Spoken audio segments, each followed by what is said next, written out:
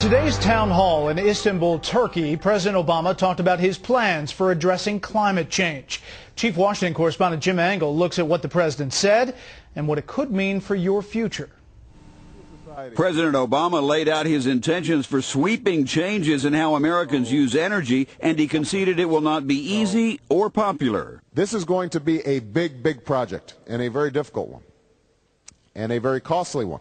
Costly and difficult because President Obama wants to tax all carbon emissions from power plants and refineries, part of a long-term plan to cap the total amount of carbon emissions, then impose steady reductions over time. The problem is, as the president concedes, that would force American factories and utilities to engage in massive and expensive changes. If you say to a power plant, you have to produce energy in a different way, and that costs them money, then they want to pass that cost on to consumers, which means everybody's electricity prices go up, and that is something that is not very popular. In fact, during the campaign, Mr. Obama said utility bills would skyrocket, as he put it, beginning in 2012 when the policy would take effect.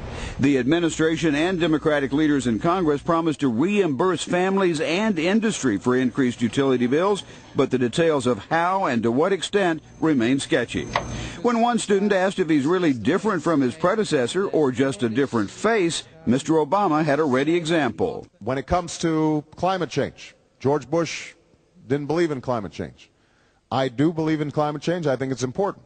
But it is also wrong. Former President Bush started talking about emissions and climate change back in 2001, devoting increasing amounts of funding to possible solutions, and just last year said the nation was on a path to slow, stop, and eventually reverse the growth of emissions. In 2002, I announced our first step to reduce America's greenhouse gas intensity by 18% through 2012.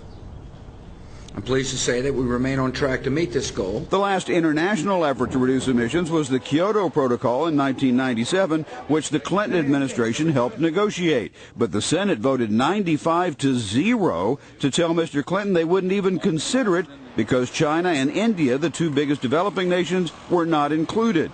Now, new negotiations are coming. There will be discussions in Copenhagen at the end of this year.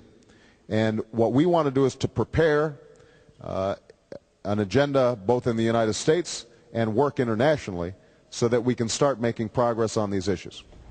But will China and India be included this time? Now that China is passing up the U.S. as the world's greatest source of emissions, that is a huge question hanging over the future of climate negotiations. Brett? And getting Congress to sign on is another huge question. Especially people from the Midwest who use a lot of coal. Jim, thanks.